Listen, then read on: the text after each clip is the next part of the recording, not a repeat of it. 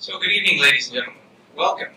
My name is Stefan Magnuson. I'm Managing Director and Head of Market Risk for the Americas at Rabobank, and I'm also the Co-Director of the New York chapter of GARP. Before we get started, could I ask you all to please silence your devices, especially during the speakers. Tonight's meeting is underwritten entirely by the GARP chapter program, so it's funded through the member dues. If you are not yet a member, I encourage you to become one, because it comes with all sorts of great benefits, and you'll be supporting the local chapter as well. The registration for the May 2015 FRM and ERP exams will remain open until April 15th. So if you're interested in sitting for one of the exams or know a colleague who may benefit from these certifications, please refer them to the websites. It's at garp.org/FRM and garp.org/ERP. After the presentation, we'll have a brief ceremony that will honor all of the local members who are newly certified, as well as those that have successfully passed the FRM and or ERP exams. After that, FRM and ERP exam candidates will have the opportunity to network and organize into the local study groups in preparation for the exams, and all will then will be invited to have refreshments in the reception area here and networking, further networking. And a reminder to all those who are already certified that and are participating in GARP's continuing education program, tonight's meeting is eligible for 1 CPE credit. So please be sure to add this meeting to your CPE credit tracker. And for those of you not enrolled, you can enroll in the program through your profile on the GARP's website. And now, without further interruption, I'd like to introduce our speaker, Jeremy Josse. Jeremy has spent the last 20 plus years of his career working as an executive at some of the world's leading financial institutions, including Schroders, Citigroup, and Rothschild. He is also the author of the recently published book called Dinosaur Derivatives and Other Trades. Jeremy was born in London, England, and earned his BA degree in philosophy and economics at Trinity College at Oxford University. He subsequently did a master's degree at University College at London University in political philosophy and economics, and as well he was qualifying for as a banking attorney. His earliest thesis work at Oxford and London University related to certain theories of meaning as they pertain to economics. As well as being a published author, Jeremy has written on a wide range of financial subjects, including the credit crisis, bank restructurings, and financial engineering, and he's made numerous radio and TV appearances. Please welcome Jeremy Josse.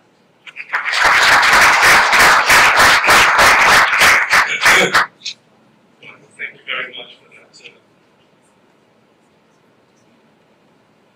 that kind introduction. So, just very briefly, there is a book behind all of this, and I'm not going to sort of plug the book, but I need to give a little bit of the context of the book because it's relevant to what I'm going to be talking about today. As you heard from the introduction, I have spent a lot of my career with various different investment banks, and I still actually work in finance for the company for compliance reasons not really mentioned, but I work both in the UK and the US, but I also studied a lot of philosophy and economics as both as a undergraduate. And just over time, I wanted to try and sort of put those disciplines together and put them together in a fun way.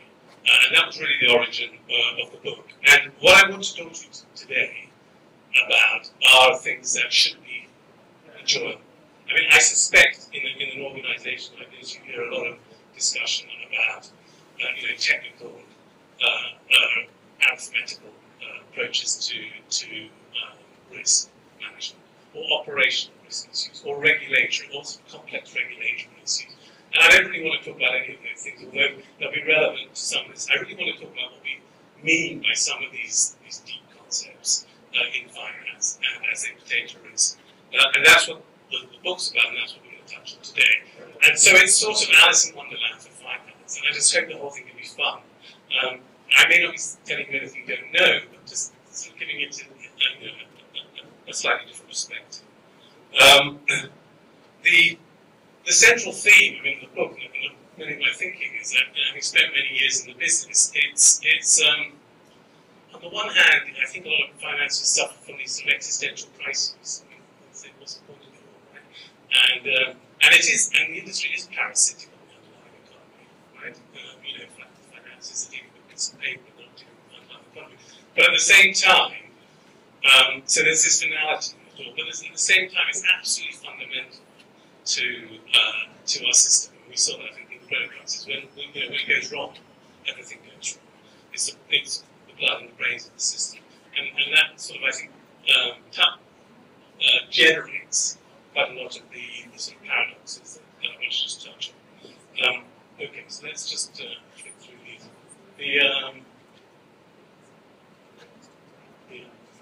Okay.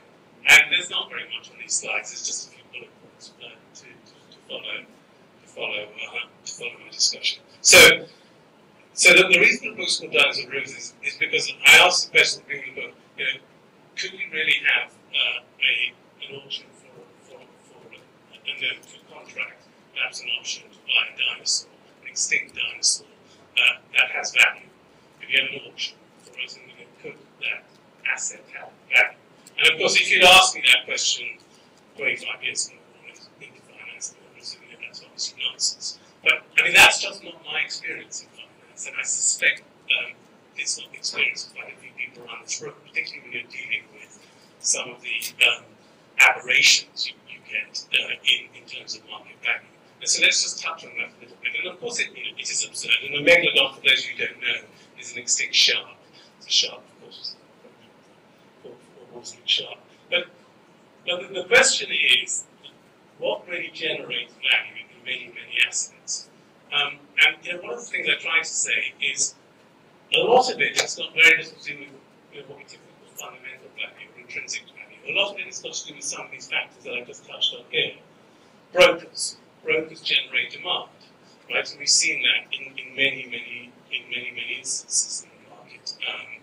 In the internet bubbles, in the CPO environment, brokers are very good at generating demand, and we see that even in an IPO. I mean, broker, the investment bank leading that IPO is allowed to stabilize. Is actually legally allowed to stabilize the demand in that stock in order to maintain at least some level of balance in the stock price shortly after the issue. So the brokers generate demand, and they control supply in the same way. The peers control supply in diamond markets. So partly value is created simply by brokers. It's also created by liquidity. I mean, once an asset has liquidity, it takes on its own life, you will know a number of very serious studies by accounting firms, by investment banks that analyze the valuation premium associated with a liquid asset versus a non-liquid asset. For a stock, for an identical stock that's liquid versus illiquid, there's typically a 20%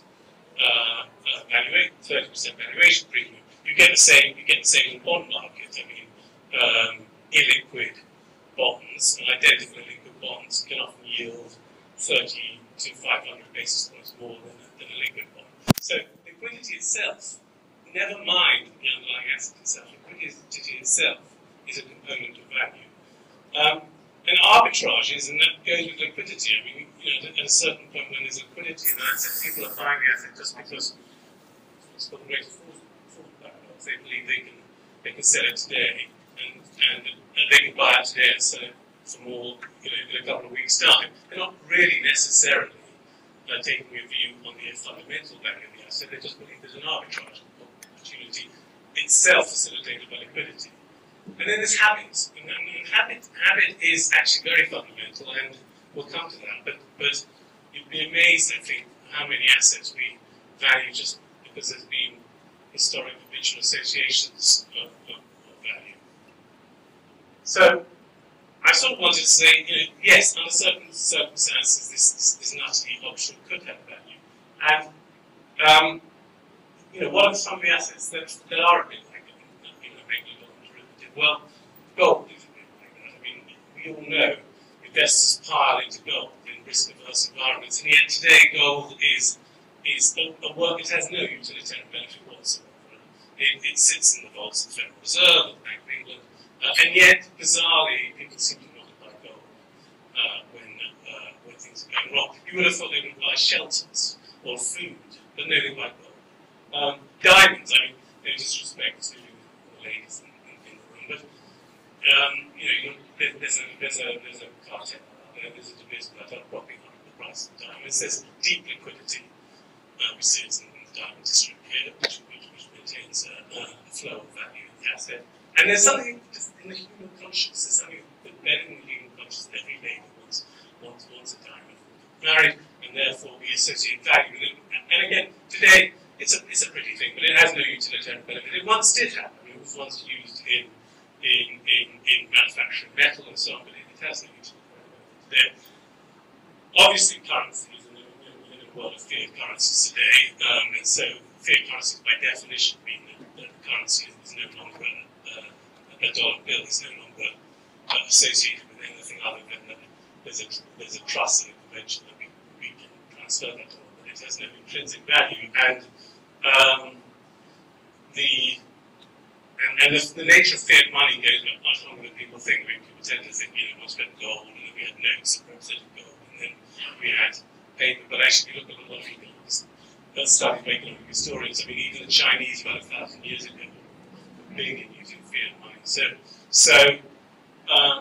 money obviously broadly fits into this sort of category, into this world. Now, and then I think contracts for differences. I mean, most people will be familiar with contracts for differences, but I mean, if I've got a contract for differences over the dollar sterling, what on earth am I buying? I mean, I'm basically buying a bet.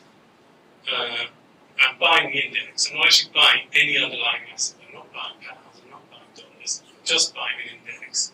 I'm taking a view that the index will go up. So it's purely, again, an arbitrage play. There's no intrinsic value in that CFD.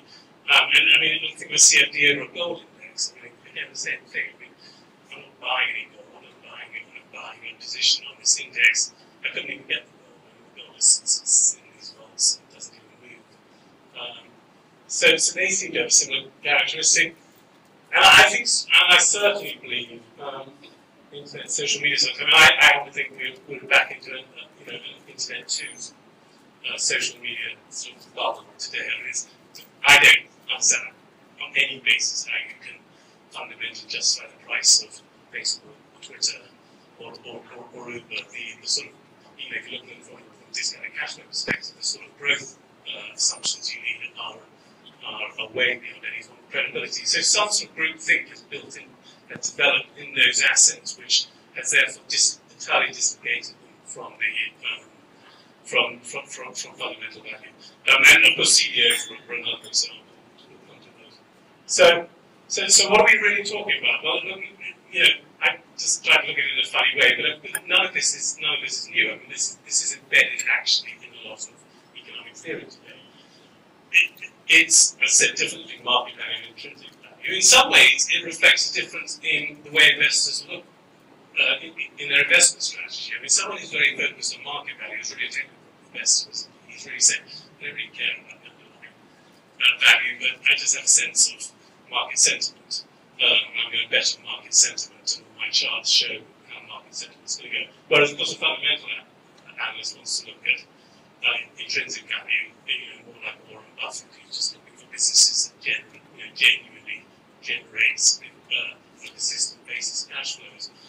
But it also all goes to the whole efficient market hypothesis. I mean, at the end of the day, the efficient market hypothesis wants to say that market value and intrinsic value will generally be the same. That if there is a gap, it'll be arbitraged away sooner or later. And again, that's just not really my experience. Well, that is to say, it's sometimes true, right? But we've seen it, certainly throughout my career, it's just quite often not true as well. And it's back to those assets that I was talking about before. And well, I mentioned Stephen Schiller. I mean, Robert Schiller, because his great phrase is the efficient market hypothesis is half true, right? So that there is this efficiency, and there can be incredible efficiency sometimes, when we think of some of the electronic trading systems we have, and yet suddenly these huge dislocations appear, and yet still people buy gold, and so on and so forth. All of this is really about behavioral finance. I mean, behavioral finance, I think today, is one of the most interesting and powerful schools of finance.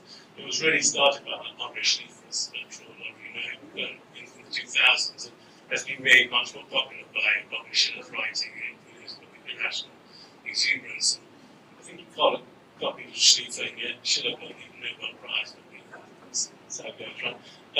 But a lot of it is this attempt to explain, as I say, that other half of markets that aren't really very efficient, and that you will never really explain markets if you want to dogmatically attach yourself to the efficient market hypothesis. And I think, I never even understood how academic economists could spend so long thinking about the efficient market hypothesis. I think anybody who spent even a year or two actually in the real finance sector sort of knows it's not quite right.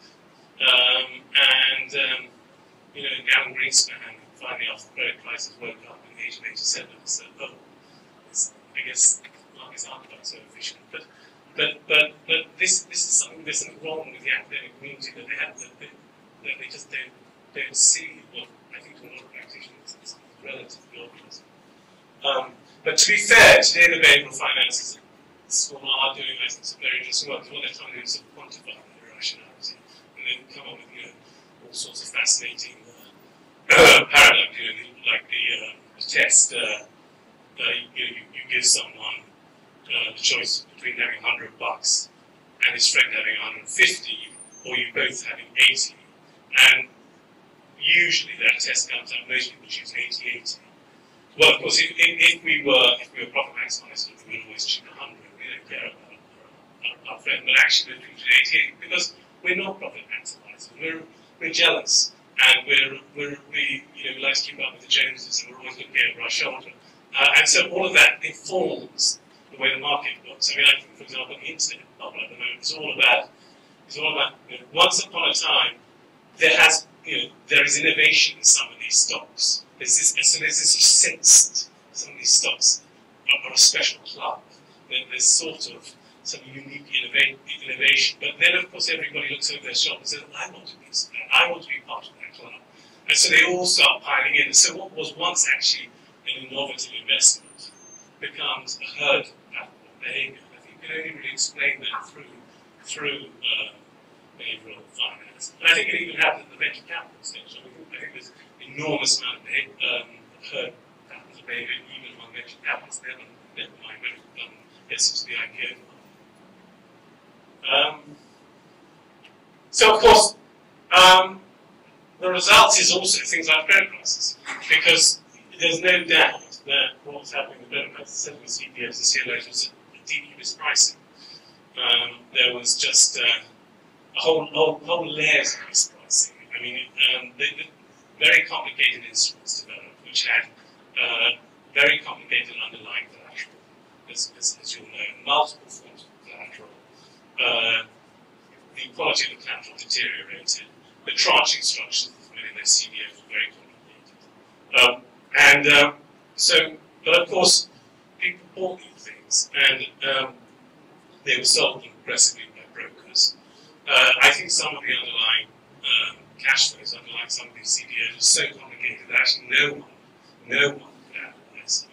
And in fact, many of the CDOs in 2006, 2007, the height of the market, actually had no secondary market. They were just issued, brokers managed to issue them. But anyone in the secondary market who actually tried to analyze them couldn't get them. So these are, they definitely became an example, a credit example of a total dislocation, I think, between market price and fundamental value. And then you had the same with CDS, because credit default swaps, because of course many of the insurers, again, deeply mispriced the risks they were taking. You have to start asking why that mispricing happened. And again, I think it's probably all to do with the same number of dislocation in the market and fundamental value. I think it's exacerbating, and it's been exacerbating since a lot of clever people went into finance in sort of our generation, right? Perhaps too many clever people, and it sort of got very complicated. And the creation of some of these instruments lends itself, I think, to mispricing. Because they became so complicated, there was a tendency towards mispricing. And so complexity and mispricing can go together. And look, you see that even today. I mean, most of my group now, most of my group here, focuses on bank stocks and bank restructurings and bank M&A. And the incredible thing is that if you look at, for example, a small community bank, they tend to trade at a much better multiple than very large bank and the money center banks. And that's because of transparency. People just can understand what's in a small bank. And so they'll give them legitimately, they'll say, you understand what's in it, legitimately, they'll give value for them. Whereas when you look at JP Morgan or Bank of America, they don't really understand what's in there. And so in the relative risk-averse world we live in today, they're not giving value to those businesses. And in many ways, I think a lack of transparency will always lend itself towards dislocation between market value and fundamental value. Which, of course, all brings us to the nature of financial innovation, because CPOs, CLOs, CDS were very important forms of financial innovation. And part of what I'm saying is there is a link, there can be a link between these value dislocations and modern financial innovation. So, let's go to financial innovation. And what the book tries to do is just go through different concepts of finance, whether it's value or risk, or financial instruments, financial innovation, or money, or fraud, or regulation. But I think financial innovation is interesting for this audience and links to what I've just been saying about value. So, I mean, look, first of all, okay, so when we talk about financial innovation, what on earth does it really mean? Right? Well, we've got to understand what a financial instrument is, and I suspect this highly educated, financially educated audience that's clear. I mean, financial instruments are just bundles of rights. They're effectively contractual strings of permutations, which could go on virtually ad infinitum. You can have an option over an option over an option over a bond. But that's essentially what they are. And so they do have modern financial instruments have this epicycle upon epicycle element to them because the simple financial products, an equity or a bond, I mean, they're as old as Babylon, right? They're as old as the Bible. So they've been around for a while. So innovation that tends to happen today tends to be the sort of further contractual permutations on these contractual permutations. So it's intrinsically about some epicycles upon epicycles, which again means that it can lend itself to a lack of transparency.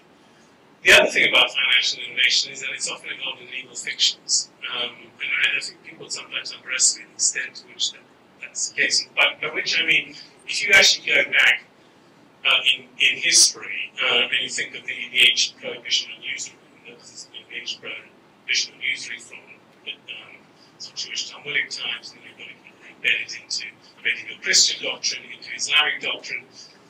That prohibition created an enormous amount of financial innovation because, of course, as we know, it's a bit of a problem trying to lend money and not charge interest. And in fact, it's meaningless to, if you lend money and don't charge interest, the cost of the money is still there. It's just you're bearing, you the lender is bearing that cost.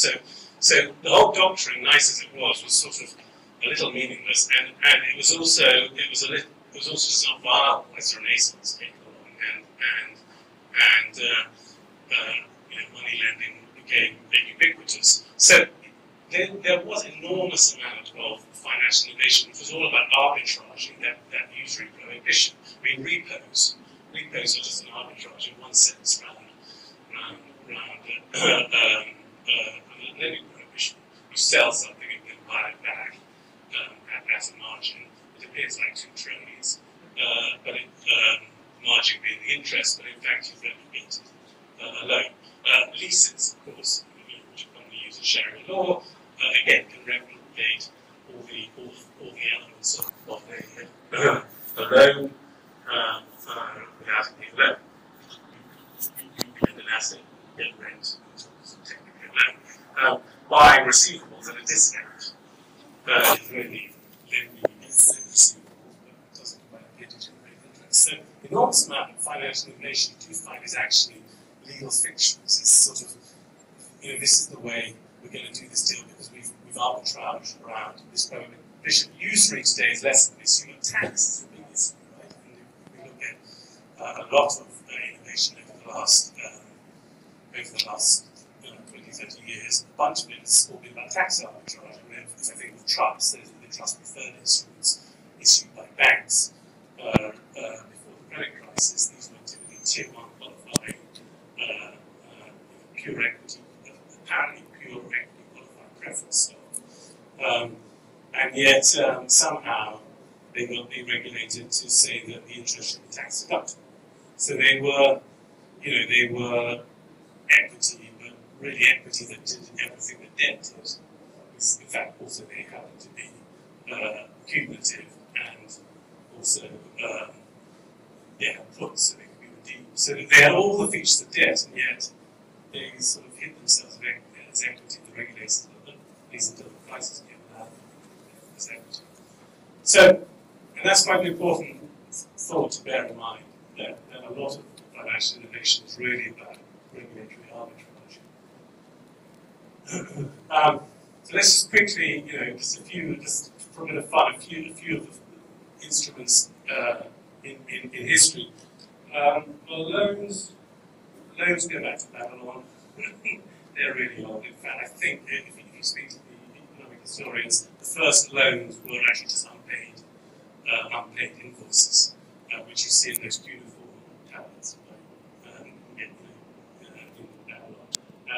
And it's not even obvious that you can have a financial system without loans, because there's always unpaid invoices. So loans are as old as the world. Stocks are also pretty old, and people tend to think stocks were invented by Englishmen in the 19th century when they came up with the idea of limited liability companies. And actually, that's historically not right at all. I mean, that's when it really took off, but the economic historians will show you that it was actually what's called, by Latins, also it was societas publicanarium, which were actually effectively joint ownership companies even in Roman times.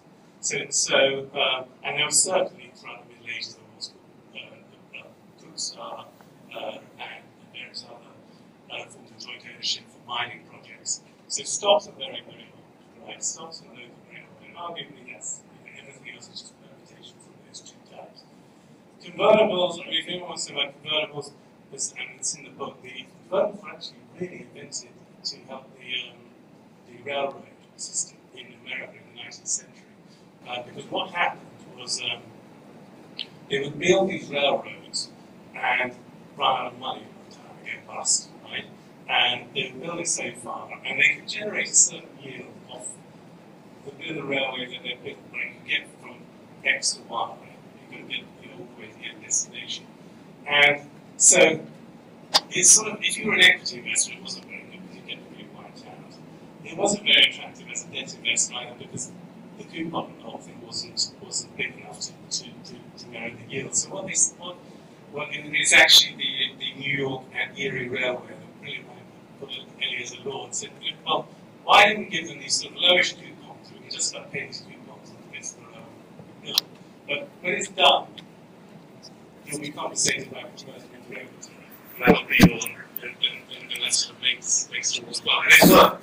And it's fair to say, a lot of economic historians will tell you that it's fair to say that the whole American rollout of railroads would not have happened because of the so that was convertible. Now derivatives, although of course there aren't many reflective Americans in those, it wasn't hard for to get along. But derivatives, well again, derivatives actually you can again find Babylonian derivatives. You can find options to buy property, real estate. So they're old. Of course, no one really understood derivatives until Black-Scholes came along and really explained how they should be of value. So as you all know, the whole thing sort of took off in the 1970s and then became a very dominant product. Securitizations, I think, was really a product of sort of the 10 years leading up to the credit crisis when we were really developing and working on securitizations. And CDS was similar, and I think it was a JP Morgan team famous JP Morgan team that came up with CDS and developed product. So that's just, there's a whole history of, there is real innovation going on here, and there's a whole history of innovation in the product. But the question is, what is the nature, and this will then get back to these valuation anomalies, what is the nature of that financial innovation? And that's what I'd like to talk about in the book, and that's a sort of philosophical question. And the problem really is that financial innovation is very different. It's really very different from innovation in other fields. First of all, there are, to simplify a lot of philosophy, or epistemology, right? There are two ways that knowledge progresses, either empirically, you test things, right? That's like science, physics, chemistry, or mathematics, or deduction, which is mathematics and logic. And those are sort of the only real two ways in which knowledge progresses. Well, do we go around empirically testing financial products and developing financial innovation in an empirical way? Like a drug. I mean, drugs are put through endless tests before they're proposed on us, or a car, right? Smashed into things endlessly before it's proposed. Well, no, that doesn't happen, does it? And it couldn't happen. It couldn't happen. And it couldn't happen because there's no social laboratory, right? There is no social laboratory to go and test these instruments, right? So they're not empirically tested.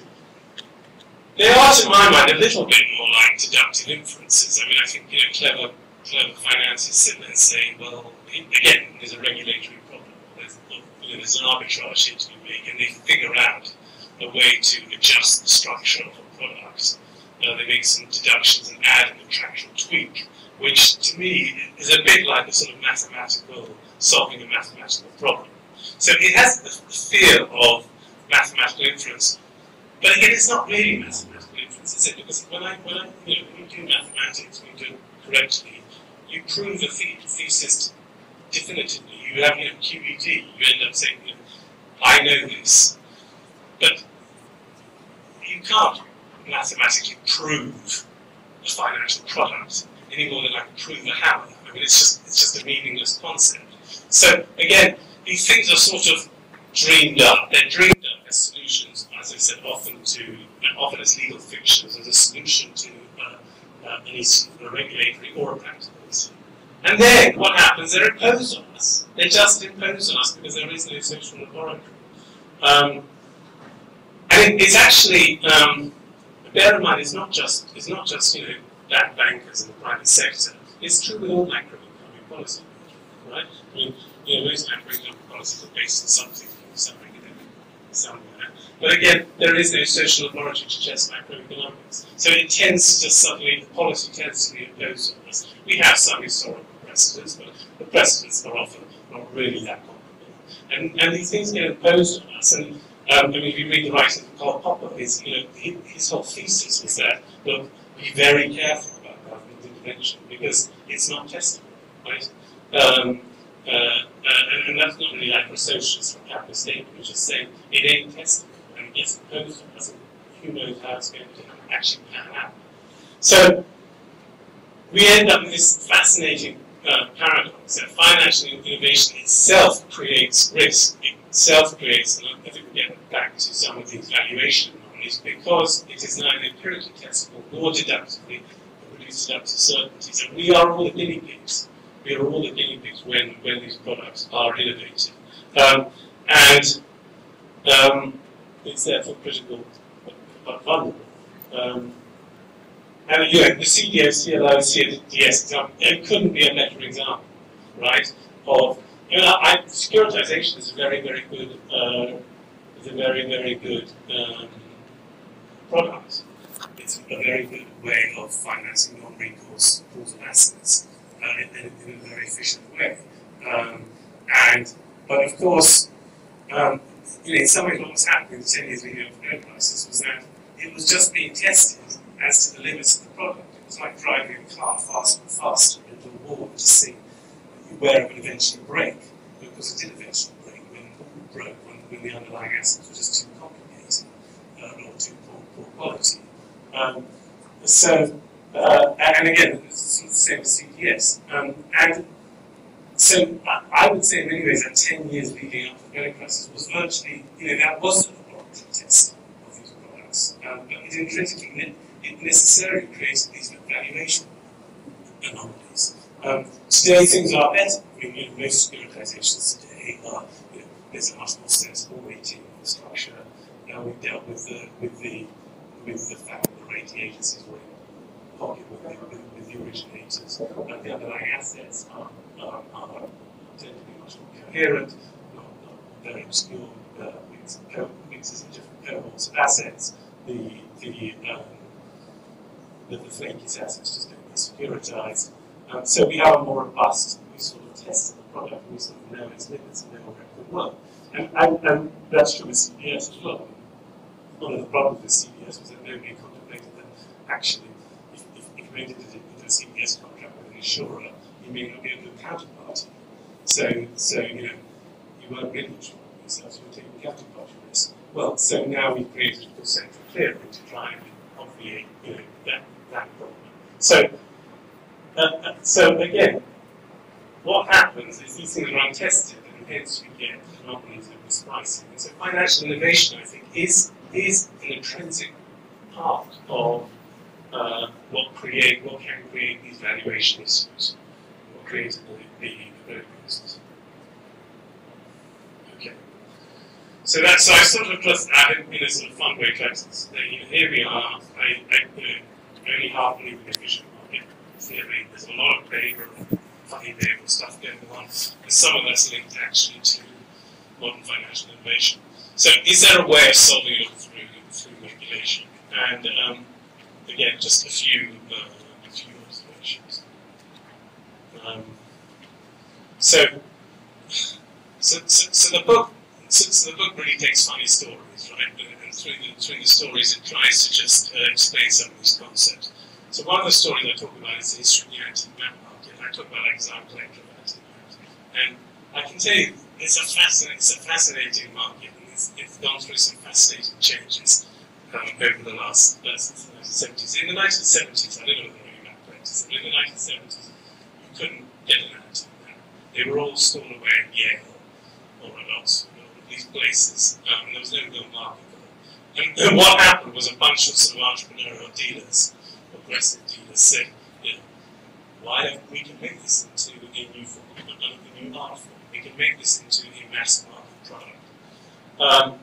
And they did. And a number of them started selling, getting up, buying inventory, selling it, starting to run auctions, starting to dress it all up in beautiful dealers' shops, dealers' houses. And they started to educate the public. And slowly, it became an asset class. And I bet for many people in this audience who actually have some sitting on their wall. Now, it may not be particularly valuable, and I suspect half of them aren't original, but it became an asset class that was part of the human consciousness, the zeitgeist. But on the way, some of the stuff that went on was absolutely outrageous, right? Because there were no rules in the anti-map market. I mean, there were the basic rules of contract, the basic rules of theft, but there was no regulation beyond that. The stuff that used to go on. I mean, just to give you one or two examples, there was. I mean, first of all, there was just destruction, right? A lot of these maps in atlases, Renaissance atlases, but the dealers found it was quite hard to sell our atlas, which was pretty original by then. So what did they do? They just tore out the maps, they destroyed them, and sold them as single maps, and that's actually what most of us have on the wall. So it started with destruction. There was then, of course, endless misrepresentation. I mean, the great map creators of the Dutch period, people like Blauw and Agricot, many things were represented as the original Blauw, but of course they weren't. And then, of course, that moved into actually altering the maps themselves. You see, a lot of old maps are very plain. We didn't have that much art on them, and paint them. And so the map dealers were struggling to sell some of these, so they would start daubing paint on them to make them look nicer. And for someone who wasn't really an expert, who couldn't really tell the oxidization of the ink, there are ways of telling how old the ink is, but couldn't really tell them, they said, well, this is very beautiful. And they would go and buy these maps. But of course, to use the phrase, that was like painting the moustache on the Mona Lisa, you were actually damaging, seriously damaging these maps. There was short selling going on. I mean, I know a dealer who would regularly sell a map he didn't even have on the basis that he just knew he would be able to get one at half the price the following day. And then there was theft as well. Frankly, I mean, there's a very famous story from that when he fought Smiley, who used to go to the Yale Library. He would literally just tear out maps himself, put them in his sleeve, and that, of course, was a very cheap source of his inventory. And that's how he made money. So the whole thing was outrageous. The whole thing was out of control, and it continues to be relatively out of control. And fine art is not a ubiquitous asset like bonds or municipal bonds or insurance, and so it's supposed to be bought by sophisticated investors, so it's not regulated. It's sort of like it's sort of one of the last vestiges of the Wild West, and yet it grew and it created the market and it brought a lot of beauty. It brought a lot of beauty to all of us actually, and they use it in schools and they use it in research, and so this is the dichotomy we have, right? I mean, on the one hand, regulation, we need regulation because people will behave badly, right? But on the other hand, it can constrain growth. I mean, you could have regulated the whole map industry to death. So, what does that mean for financial services regulation? Well, I just wanted to take that as just a sort of little parable. Well, I certainly believe there are endless dysfunctional patterns of behaviour we see among people, just we see it among managers. We see these huge value fluctuations for some of the reasons that I've been talking about, because of these continual misalignments between market value and fundamental value. We see that it impacts distributive justice. I mean, John Paulson made over 4 billion shorting mortgage securities in 2007. Well, good luck to him, and that's a product of a free market. But it's not clear to all of us that 4 billion, which, to be clear, he took from all of us as well as investing against, he was a low sharp betting against the market, is entirely merited to be going to one man. And so it creates issues of animosity and should these trades be taxed and so on. These valuation anomalies and the nature of capital, the nature of capitalism creates bubbles. And financial innovation is all part of that game, is all part of creating some of these dysfunctionalities that we've already seen. So anyone who says there is no need for regulation, again, I think it's living in calculus now. But then the issue is, then we need the right kind of regulation. And I certainly think that what has happened, not just since the credit crisis, but over a long period, certainly in this country, is that, and this is a quote from Lars Ferguson, the economic historian, not one of the rule of law for rule of lawyers. There's another phrase, there's another very good book actually by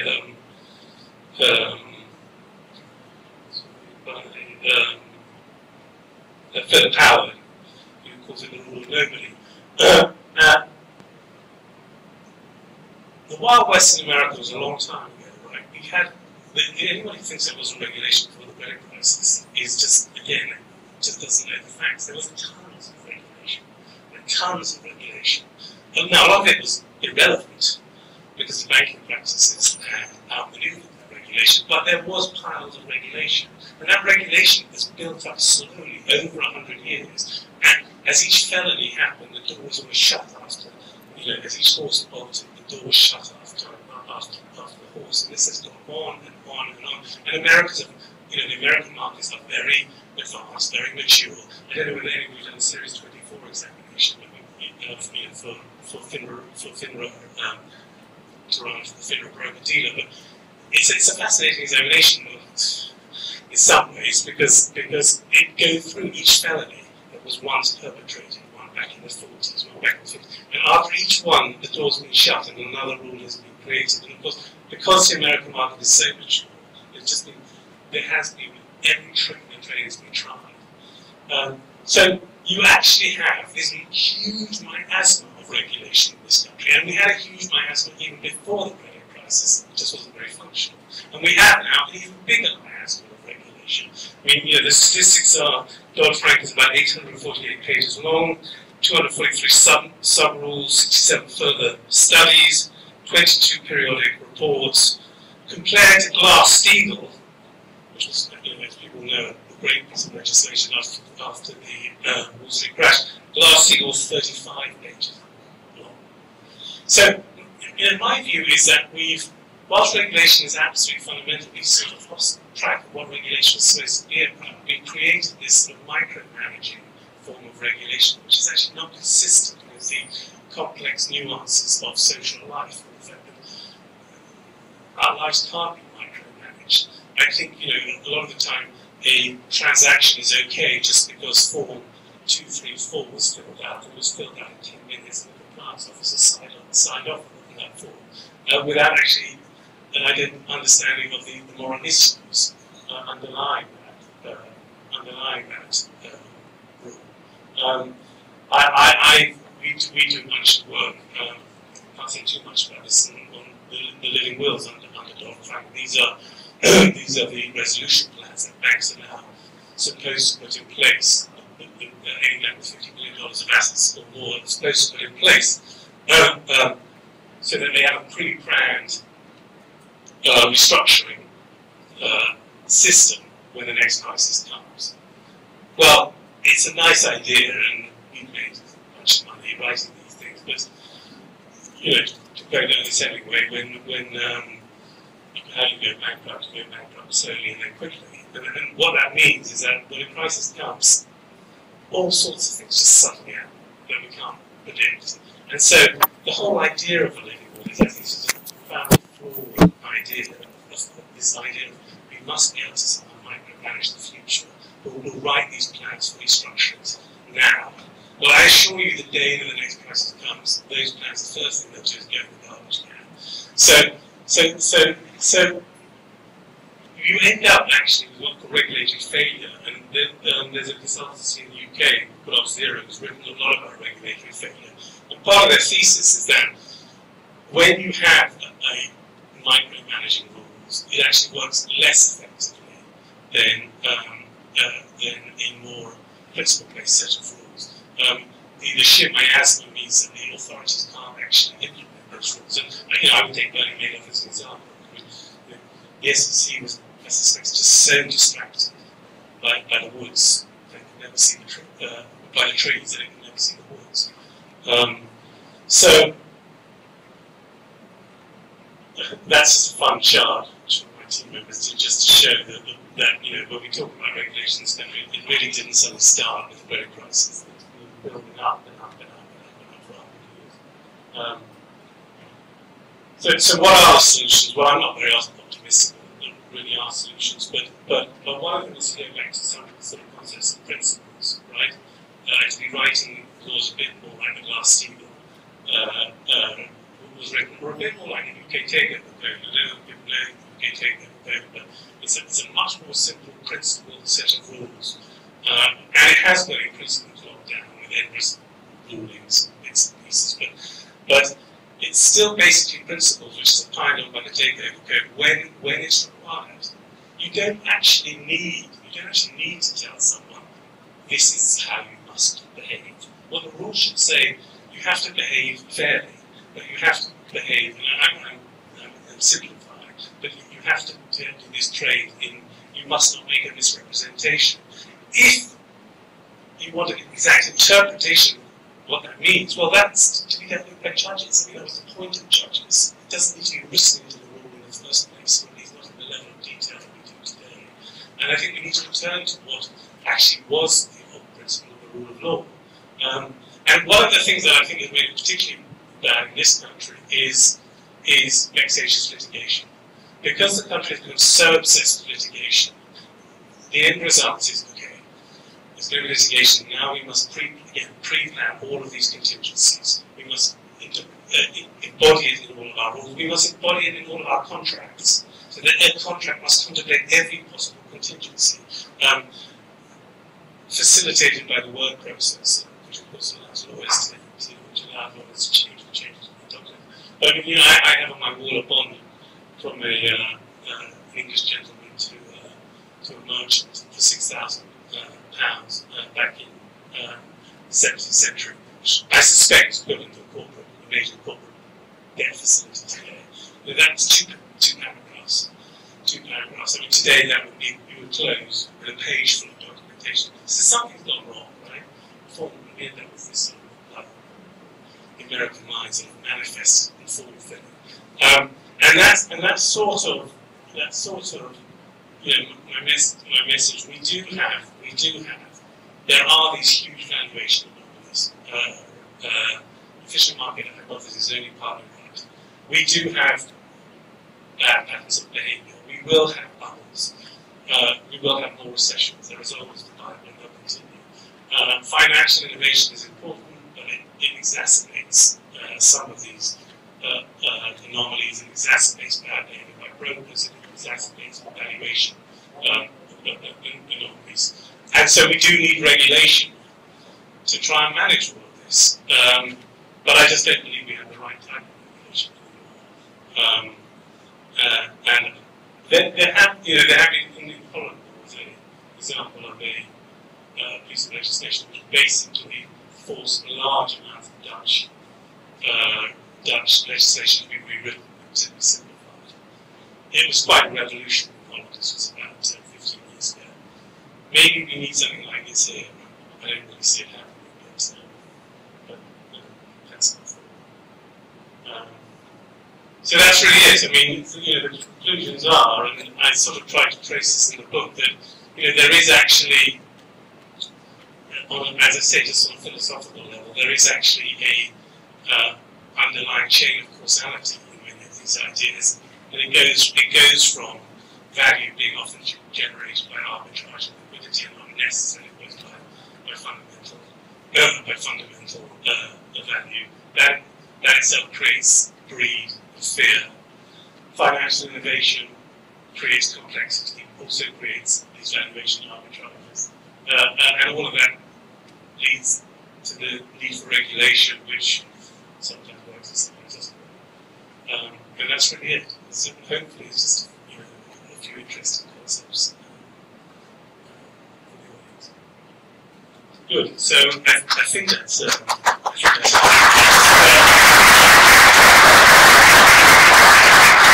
Yeah, so I think we're going to take questions for 15 minutes.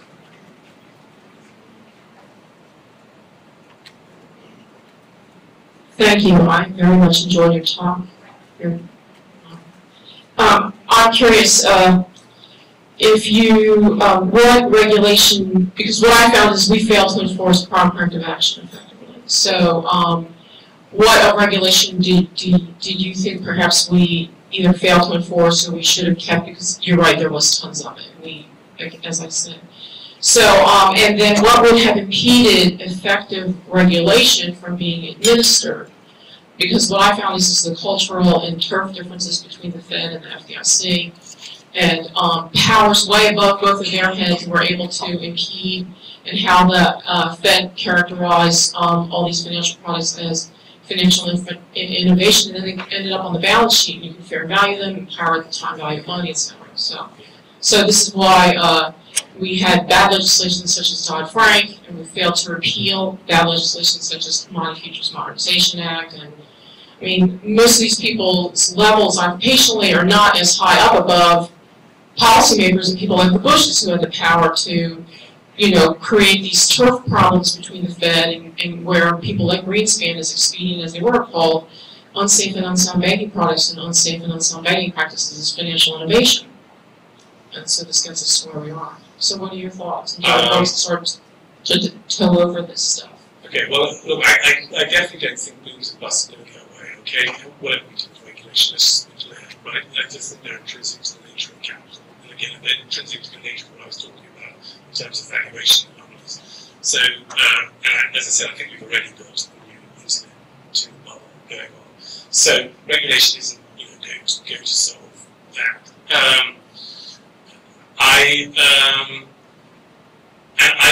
I do think that the devil is in the detail, right? I gave the example of the living will regime. It's just not written. I don't think that people who are involved in real finance or have been involved in real restructurings and bank restructurings, because it's a ludicrous idea. And again, it's an attempt to try and control the future. The future isn't controllable. I do totally think you mentioned the different regulatory bodies in this country.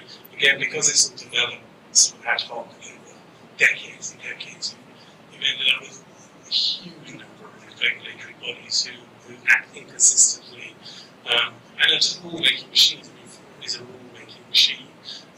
So there's no doubt you have to start homogenizing and unifying some of the regulatory bodies. But I think it somehow comes back to saying we're going to stop believing that when you write a rule, you have to have contemplated every possibility. That is not how rules work. We're not playing chess. Right? Chess is a bounded game where you can set a bunch of rules that bound the whole game. But social and economic reality is miles more complicated than that. It's much better to write principles. Of course, they have to be relatively detailed principles. And as I say, the devil's in the detail. But it's much, much better, I believe, to virtually appeal to people's decency. Right? And when something goes wrong, then you'll find out, then you'll go to a judge, right? And the judge will determine, that wasn't a fair trade, or that was a misrepresentation. And that's how the law used to work. I mean, look, I went to law school 25 years ago, right? The principle of the law was you had a rule, and they were often drafted in very broad terms by the legislature. And then it was the role of case law to determine what those rules actually meant in specific cases. It's not the role of rules, of the legislature to write, or for these regulators to write these micromanaging rules. And this is a balance, but that's sort of the way I think of it.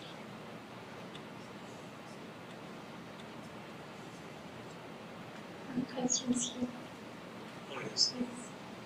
Two questions. The first question is, from your chart, it seems it would be a virtuous circle if evaluation is a negative feedback to adjust deviation from value when caused by financial regulation. Right.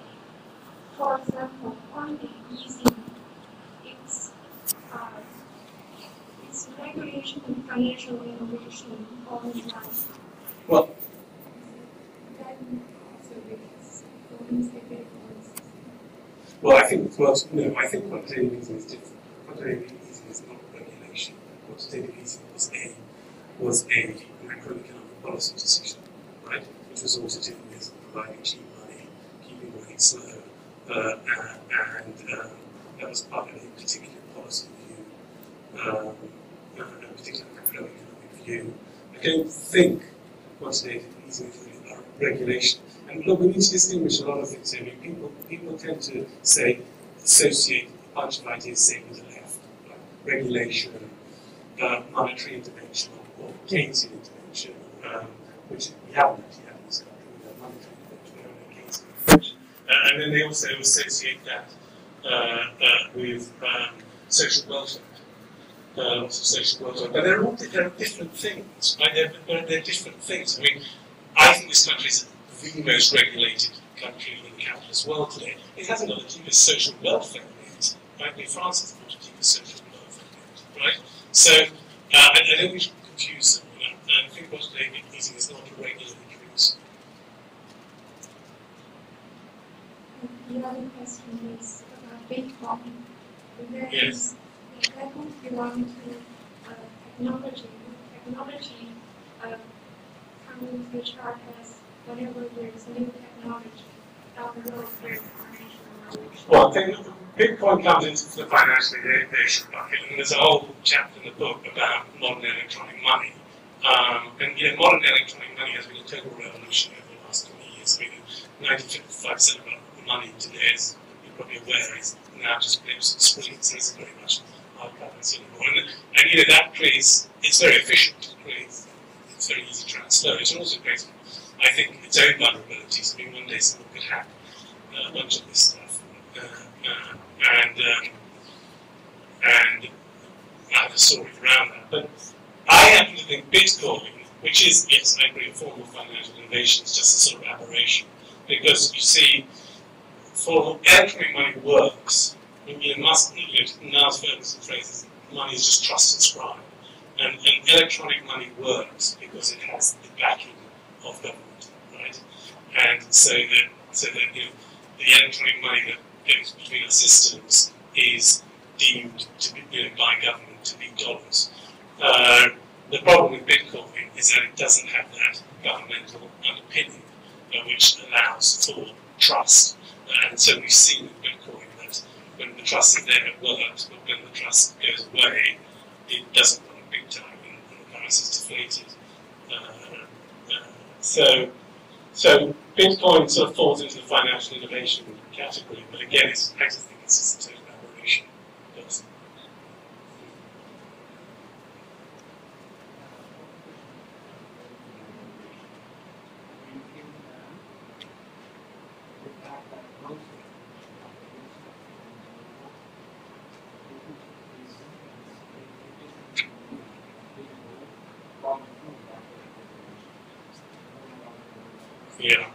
Yeah. Well, you know, so yeah, it's an interesting question. They haven't actually, most of them. I mean, this country has about 6,000 banks, of which most of them are very small, community banks. And then there are a bunch of, besides regional banks, there are only 4 or 5 real money centre banks that are about 60% of the economy, who are the sort of global players we're talking about. You know, those players yeah, I mean, the international nature of their business is a real problem. I mean, I sort of think that, and it comes back to too big to fail, right? The policy of the big cities. I'm sort of being in favour of legislation breaking these things up. Because again, the attempt to regulate in a micromanaging way these institutions doesn't work. The living will region doesn't work. The Volcker rule doesn't really work, because when it gets down to trying to implement it, it just gets too exceedingly complicated to actually figure out what is a proposition, what isn't a proposition. So probably the only solution is to really break these things up, a sort of antitrust type version of for banks. Now, there's been a lot of papers about how that could be extremely damaging as well, and there are also synergies that these banks have, and there will be a cost to the system. But if you really want to get rid of these systemic banks, breaking them up is probably the only way to go. Okay, I have 2 questions. Yes. Yeah. First is, looking at your triangle of dollars pushing financial innovation, and you being created and destroyed by regulation. Right. On one hand, we have financial innovation becomes a requirement in order to exist in that triangle. Yes. On the other hand, something like transparency, which everybody automatically wants their head because it's the politic thing to do, that it does destroy financial innovation, because watching firms spend the incredible amount of money necessary to create financial innovation. Absolutely. According to because of the regulation, the whole world's been just. Well, and that exactly was what I'm trying to bring up with the analogy of the map market. Because had you regulated that map market to death in the 1970s, 1980s, and said, you know, nobody can do these maps, and nobody can tear out maps from an atlas, and it's funny, right? But or nobody. I mean, look, there were deals down where a guy buys a map for $100, that's saying he's got a long-term holder, and then within 5 hours he's sold it to another sort of gorgeous rich guy for $200, right? So how all these practices being regulated to death, maps would sort of just be sitting in the vaults of Yale and Oxford, and none of us would have the benefit of them. So I totally agree with you. I mean, you do need a balance, and I think our micromanaging regulatory regime today is very destructive of growth. I get credit for it. Bring up another area not after all, because they're probably more Stradivariuses, their areas anomalies, locked away in vaults now, being played by musicians. Right. But my next question is, what do you feel is more destructive? The creation of this economic theory enforcing those anomalies, Yes. or the pronouncements by these economic experts, like saying things like irrational exuberance, that exploded bubbles that were before. Well, I think when Schiller pronounced irrational exuberance, when Greenspan did, and Schiller wrote the book, that bubble was there, and it was certainly there when Schiller wrote his book. But yes, that is part of my thesis. That look, I'm not some libertarian at all, but there is no doubt that macroeconomic intervention often produces all sorts of side effects and all sorts of effects that weren't originally intended. Just like now we know private financial innovation does the same thing. I think historically, I mean, the side effects of macroeconomic intervention has been recognized for a long time. I mean, it started with Marxism, we saw what happened in Russia. And as I said, there have been many writers who talked about it, Karl Popper and others. Which isn't to say that there isn't an appropriate role for macroeconomic intervention. I happen to think that Benveniste has done an incredible job actually steering this economy through the crisis, because I think it did need some element of liquefying through the banking crisis. That's just my view. I may be wrong. So what I would say is what we've learned actually over the last 20 years is that private sector financial innovation is just as dangerous. It produces similar unforeseen effects as government innovation.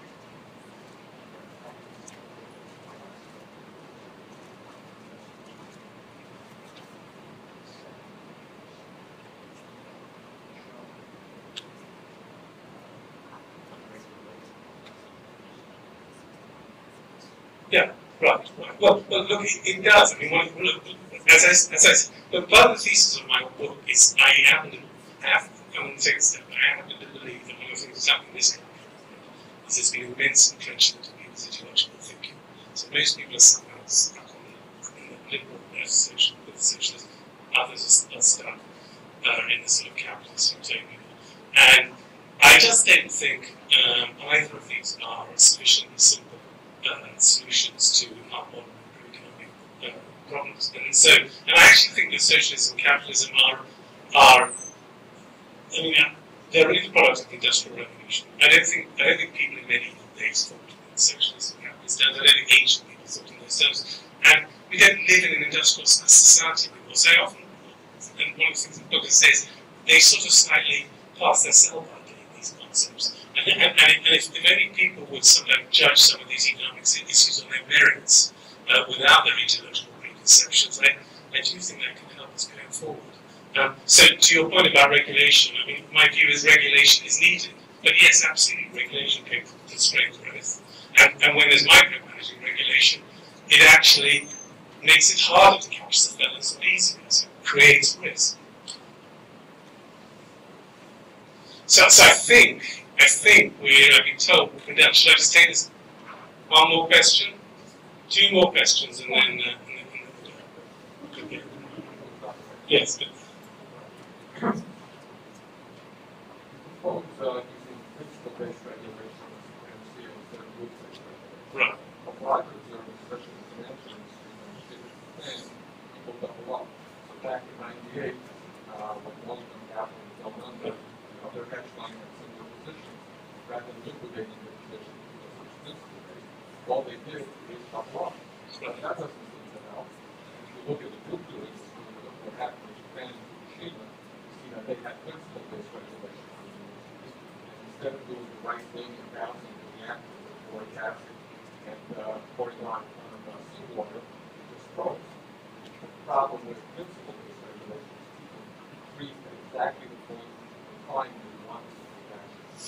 Yeah, so again, I'm not saying that principle-based regulation is going to stop doing some bus, because I don't think anything can stop or venality or bad behavior. But for instance, if you take those examples, you see what I would say is what happens in those examples is that at that point, the court comes along and opines on what these principles are supposed to mean, right? At that point, the court comes along and says, right, this is what we mean by these principles, and this is the way they have to be implemented, right? And because that's the role of courts. At least it's the role of courts in a system which is bogged down in endless vexatious litigation. It is not the role of legislatures to write micromanaging regulation, because apart from anything, they're not dealing with specific cases, and they're not experts in these cases. The whole point, again, when I was at law school, the whole point about principles of rules was you understand them when you're faced by actual facts, real facts that have happened, and then the courts apply them, and then the courts understand them. Which is not to say there aren't going to be problems, but I just don't think it's possible to. How can we micromanage? How can we micromanage the huge complexity of social life?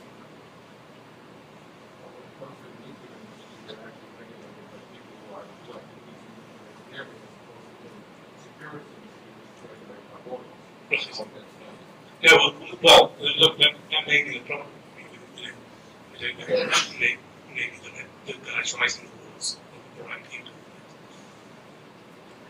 Alrighty, look, I think, look, hopefully, there was nothing I think probably none of you knew. The point of the book and the point of these stories is just to have a little bit of fun and try and touch on some of the underlying philosophical issues in these questions, and so hopefully that was enjoyable.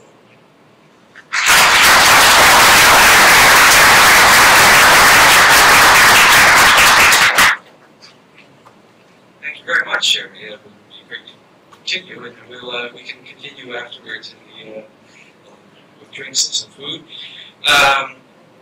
Anyway, Jeremy is one of the many prestigious authors whose books are also included in the Garp Wiley bookstore.